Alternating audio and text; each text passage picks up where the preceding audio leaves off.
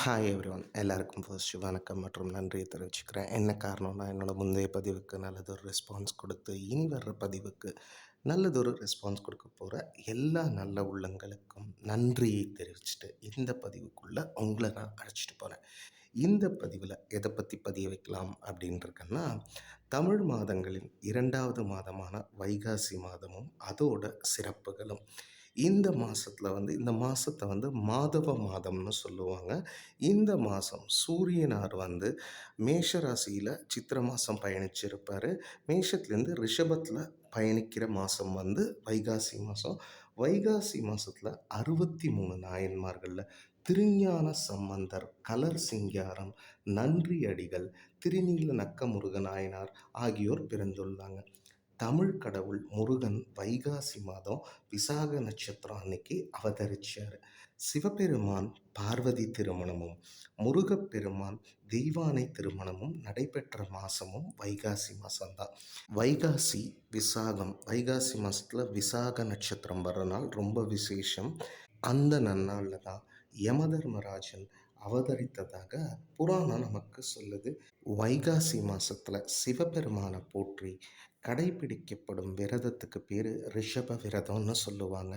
வைகாசியில் வர்ற பௌர்ணமி அன்னைக்கு சிவபெருமானுக்கு மகிழம்பூ நிறத்தில் பட்டாடை சாத்தி 108 பத்மராக கற்களால் ஆன மாலை அணிவிச்சு எல் சாதம் நைவேத்தியம் செஞ்சு வழிபட்டால் தெரிஞ்சோ தெரியாமலோ நாம் செய்த பாவங்கள் விலகும் என்பது சாஸ்திர ரீதியான ஒரு நம்பிக்கை.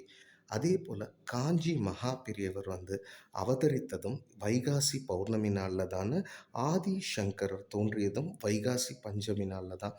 வைகாசி மாதம் மூல நட்சத்திர நாளில் திருஞான சம்பந்தரின் திருநட்சத்திர தினமாகும். வைகாசி மாதத்தில் புனித நதிகளில் நீராடி மகாவிஷ்ணுவை துளசி இலைகளால் பூஜை செஞ்சால் நல்ல பேர் பெறலாம் என்று விஷ்ணு புராணம் நமக்கு சொல்லுது.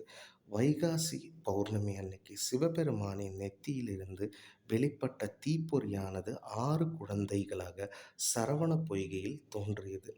வைகாசி சுக்ல சதுர்த்தியில் தான் மகாவிஷ்ணு தன்னுடைய நரசிம்ம அவதாரத்தை பிரகலாதனுக்காக எடுத்தார்.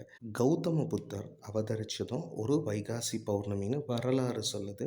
அதே மாதிரி அவருக்கு ஞானம் பெற்றதும் ஒரு வைகாசி பௌர்ணமி நாளில் தான் அப்படின்னு சொல்லுவாங்க. வைகாசி மாதம் புனித நதியான கங்கையில் நீராடினா நம்ம 7 ஜென்மங்களில் செஞ்ச பாவங்கள் விலகுங்கிறதும் ஒரு நம்பிக்கையாக பார்க்கப்படுகிறது. எனக்கு வைகாசி தமிழ் மாதம் வைகாசி மாதத்தை பற்றி தெரிந்த தகவல்களை உங்கள் முன்னாடி வச்சுருக்கேன். அதே போல் வைகாசி மாதத்தில் வர்ற விசாக நாளில் முருகன் வழிபாடுங்கிறது ரொம்ப உகந்தது. அன்னைக்கு முருகனை நினச்சி நம்ம வேண்டி இருந்தாலே நம் எண்ணங்கள் எல்லாம் நிறைவேறும்னு சொல்லுவாங்க. இதோட இந்த பதிவை நான் நிறைவு செய்கிறேன். இந்த வைகாசி மாதம் உங்களுக்கு இந்த மாதவ மாதம் எல்லாமே சிறப்பாக அமைய வாழ்த்துக்களை அதே போல் இறைவனை வணங்கி இந்த பதிவை நிறைவு செய்கிறேன்.